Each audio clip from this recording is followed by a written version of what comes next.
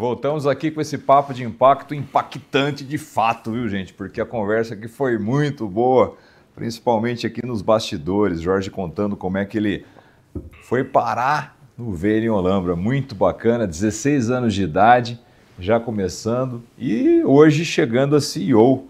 Chegou lá para trabalhar no operacional, né, Jorge? Estudou no TOSE aqui em Jaguariúna. Que Sim. Bacana. E hoje é o CEO dessa cooperativa. Um mercado que movimenta muito, né?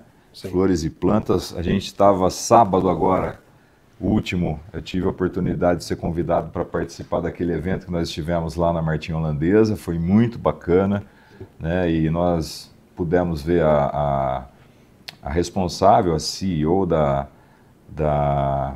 WHC, né? World Center, né? Muito bacana isso, né? E ela falando e o Jorge explicando a movimentação, quase 20 bilhões, né? De reais aí até 2023, 2024, dentro da área de plantas e flores. E a Vale em Olambra, se a gente levar em consideração, ela aqui no Brasil respondeu por 10% de tudo isso que foi produzido. 2 bilhões por ano ela fatura hoje. É isso? Exato.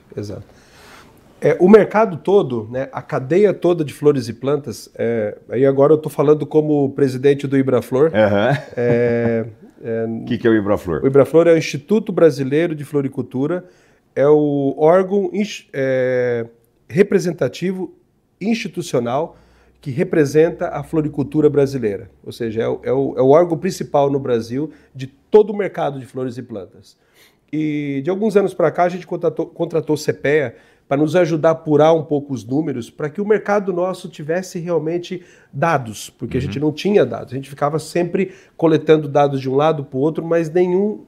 Então a gente teve essa participação deles nesse processo todo e apurou o tamanho que é o mercado. Só que assim, é a cadeia de valor, na verdade, né, Flávio? Que vai desde a produção, insumos, distribuição, faturamento e até o produto chegar no ponto de venda. Então, o mercado de flores e plantas do Brasil hoje é o PIB, né? O PIB das flores e plantas é de aproximadamente 20 bilhões. 20 bilhões. Esse é o PIB total, ano, exatamente. É o último número de 2024. Se a gente olha hoje, o Vale com certeza é um dos maiores players, né? Porque esse 20 bi, esses 2 bi que você acabou de falar, que é o faturamento de todos os produtores e todas as receitas do Vale, é apenas a parte produtiva. Você entendeu? O quanto que isso transforma no mercado, com certeza, aí depende das margens que o cliente coloca. Então, não é o preço, não é o faturamento da cadeia toda. É só o que o produtor comercializou. Quanto você calcula mais ou menos que isso gera depois com todo esse processo chegar no final? Olha, é difícil calcular. Esse dado a gente não tem e a gente não fala porque o CPEA ainda não apurou. Mas depois que tiver a gente vai divulgar. Até para a gente, eu tenho muita responsabilidade como presidente do Ibraflor para não falar um dado e pode ser que o outro centro de distribuição fale assim, poxa, mas você falou que era isso, mas o meu representa mais, porque a gente tem, dentro do Ibraflor tem a Cooperflora, que é uma outra cooperativa vinculada ao Ibraflor, o Ceaflor, o Ceasas e N outras instituições que todas estão associadas ao Ibraflor. E cada uma delas tem uma expectativa de qual seria o número, mas não tem o dado ainda, né? Mas com certeza as margens na ponta, tem casos que o produto passa pela mão de 2 ou 3 distribuidores. Então a gente pode mais ou menos dizer que de 2 ou 3 vezes mais alcança aí esse número, né? Olha, gente, o Jorge estava sempre, né, com essa facilidade que ele tem para poder contar, a capacidade de síntese e também, ao mesmo tempo, a questão de aprofundamento. Contando a história de como ele chegou até o Vale e tudo mais, e eu achei muito bacana, porque assim, quando você quer dar um passo na sua vida e você às vezes fica, mas será que eu faço, será que eu não faço? Às vezes a gente tem que arriscar e correr atrás do que a gente quer fazer. Então você que está assistindo esse programa, saiba que aqui a gente tem vários cursos na Unifage para você poder se desenvolver em várias áreas que inclusive podem ser áreas de interesse dentro da questão da cooperativa de flores e plantas, como o Jorge estava colocando. É o caso da logística, por exemplo. Nosso curso de logística aqui é um curso que é assim fenômeno, porque ele tem uma procura muito grande, forma muitas pessoas, inclusive ex-alunos que estão hoje trabalhando lá no Veiling. Eu queria aproveitar esse gancho da logística e perguntar para você, como é que funciona isso, Jorge? Porque eu já fui no leilão, é uma coisa muito assim, para quem não conhece, para quem não é da área, doida, porque passam os carrinhos, aqueles relógios que hoje são painéis de LED, Ultra HD, 4K, ficam rodando lá no inverso, o pessoal está na mesa lá digital, tem também quem faz de casa, online, enfim. Para gente que não está é uma coisa muito doida, mas o que eu queria perguntar é o seguinte, como é que aquilo ali que está acontecendo, o pessoal está comprando, sai dali de Olambra e chega, por exemplo, no dia seguinte, já de manhã ou no mesmo dia, lá no Nordeste, lá no Norte, lá no Sul. Como é que funciona isso? O sistema ele é muito dinâmico, rápido, né? O produtor entregando o produto na cooperativa, tem casos que em menos de 1 hora o produto já está na mão do cliente em uma dessas áreas que eu falei para você que ele alugou lá dentro. E ele, no mesmo dia, já está botando dentro do caminhão e indo para o ponto de venda. Tem casos aqui em São Paulo que o produtor colheu hoje, ainda hoje, o produto está na gôndola, seja de uma floricultura, seja de um garden, seja de supermercado. Dependendo da distância, 2 dias, 3 dias, mas assim, é um processo, por se tratar de um produto perecível que precisa de frescor para ele vender bem, eu falo que a gente tem que olhar flores e plantas igual hortifruti. Só não é alimento, mas tem que ter o mesmo frescor. Então, é um produto vivo ainda. Então, esse processo todo, para você ter uma ideia, uma venda no leilão, ela ocorre em 1,5 segundo. Nossa! Então, nós comercializamos num leilão forte hoje, que são todos os dias praticamente tem leilões, mas os leilões fortes são segundas e quartas e sexta médio. Chega a dar 20 mil transações em menos de 3 horas e meia, 4 horas.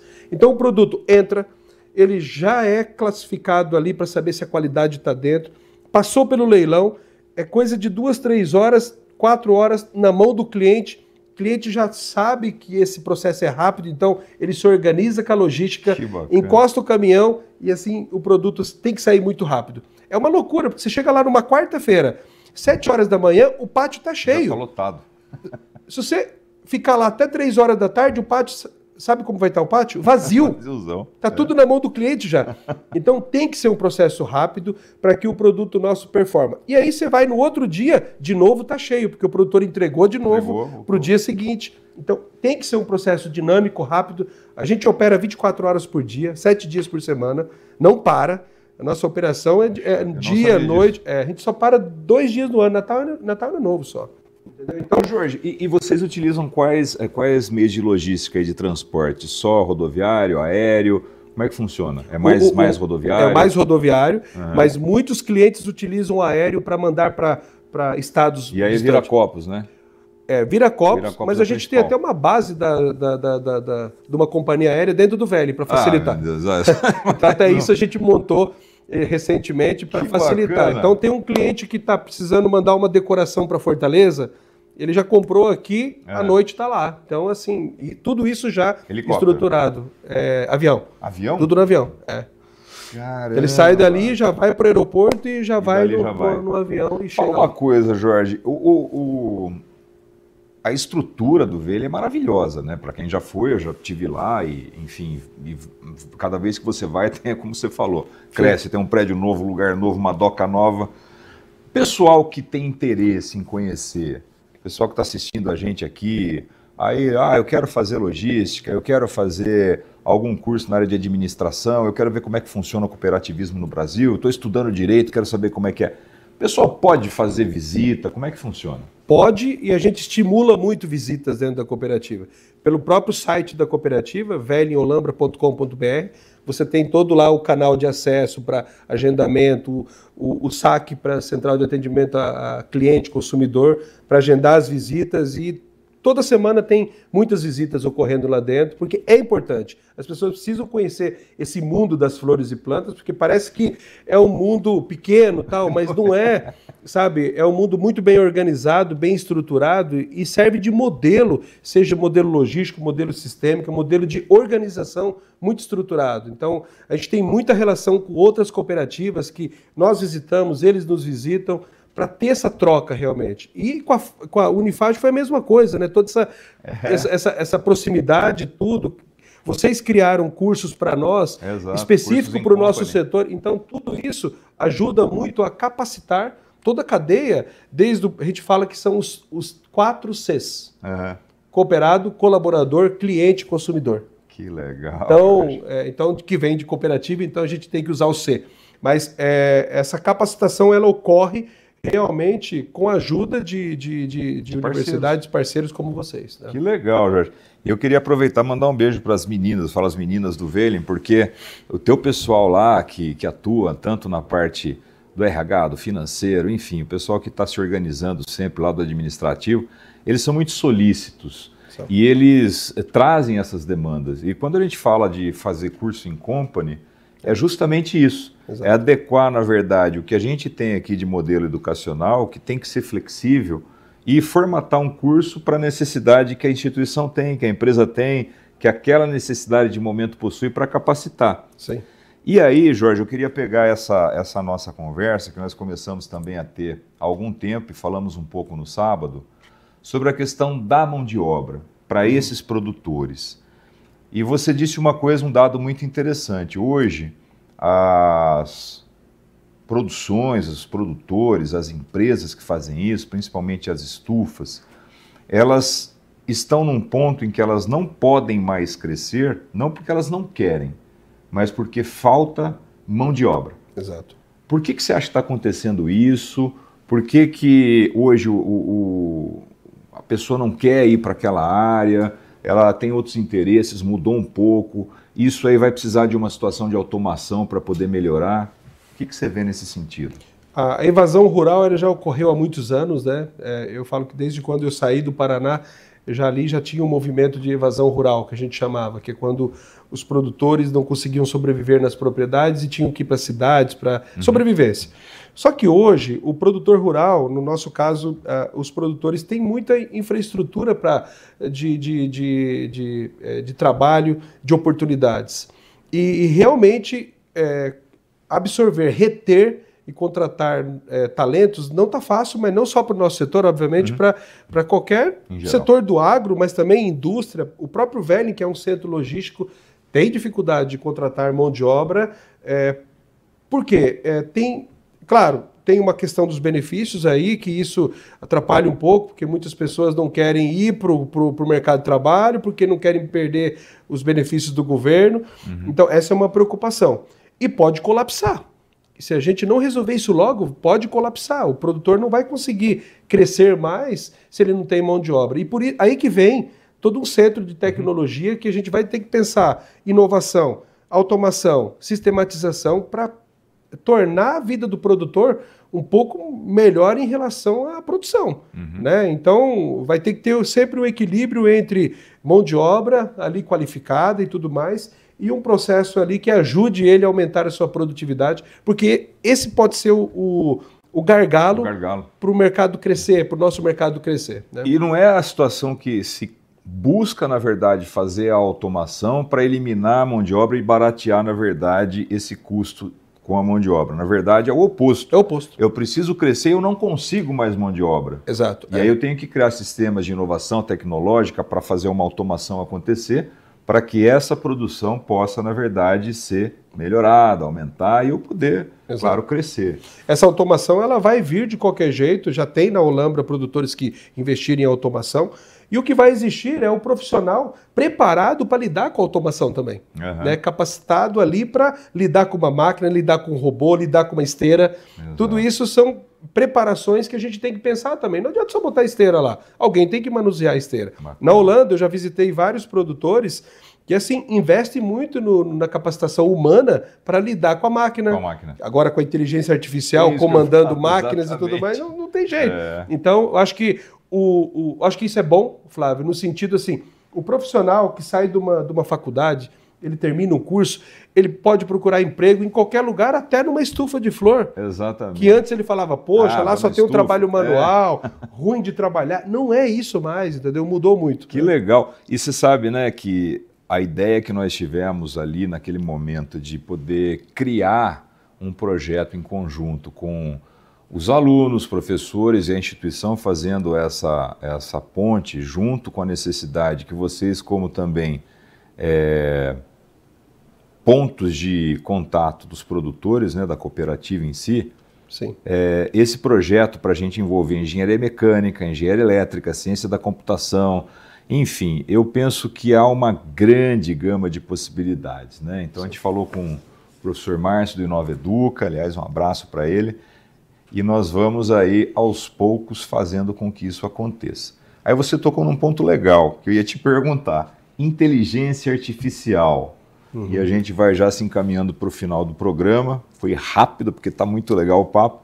Como é que você vê hoje a inteligência artificial em geral no agro? Sim. Que a gente tem, inclusive, dentro do nosso curso de agronomia, engenharia agronômica, aqui na Unifage, uma vertente para isso, né? Que é, sim, a questão relacionada à inovação tecnológica no agro, né? Drones, checagem, solo, enfim, a parte de leitura, transmissão de dados via celular. Como é que você vê isso hoje dentro dessa cultura ou estrutura de agro no Brasil? Eu acho que vai avançar aos poucos, mas só que com os passos rápidos, na minha opinião. Dá para se usar a inteligência artificial, não dá para se usar em tudo. Eu acho que tem muito aquela ilusão de que tudo dá para usar e aí vai substituir. Eu acho que não. Você tem que pegar projetos específicos daquilo que a inteligência artificial possa identificar realmente como que aquele trabalho pode ser facilitado com a inteligência artificial. Você pega, por exemplo, numa produção, câmeras que possam identificar doenças, identificar oportunidades de reduzir o uso de aplicação de biológicos e tudo mais, aplicando só onde está o inseto, por exemplo. Utilização melhor da água, irrigação controlada através da umidade identificada ali por a inteligência artificial dizendo para o sistema, ó, não precisa jogar tanta água nesse produto porque ele já está encharcado. Então, dá para se pensar em tanta coisa e já está evoluindo. E o agro, nas máquinas a gente já sabe que está evoluindo muito rápido, máquinas agrícolas, sim, né? Para grandes fazendas, com colheitadeiras, com tratores, isso já está uma coisa até assustadora, você vê muitos tratores andando sozinhos nas propriedades, você fala, poxa vida, é um conjunto de automação com inteligência artificial, né? Para grãos, evoluindo muito rápido, como selecionar grãos saudáveis ali e selecionar isso antes de ir para o mercado, para a produção e tudo mais. Então, eu estou muito otimista com inteligência artificial, só que as pessoas precisam pôr o pé no chão e falar, bem, aonde que realmente faz sentido? Uhum. Né? Nunca vai substituir o homem, nunca vai substituir pessoas de forma alguma, mas como a automação, como que ela ajuda a facilitar o dia a dia nosso. Mas né? Você deu uma exemplificação muito boa, né? Você falou, olha, o trabalho do cara que se formou agora na engenharia de controle e automação, ou na ciência da computação, na ciência de dados, pode ser dentro da estufa sim, porque eu não vou ter lá um trabalho que é o trabalho manual, braçal, mas eu vou ter lá as máquinas para poder produzir e eu vou ter que estar fazendo essa coisa acontecer.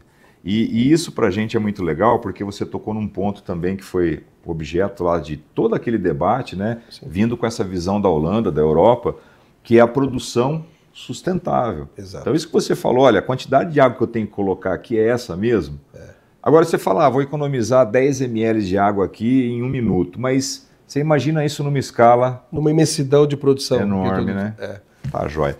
Gente, eu infelizmente tenho que encerrar o papo, Jorge, agradeço muito aqui sua presença, muito obrigado.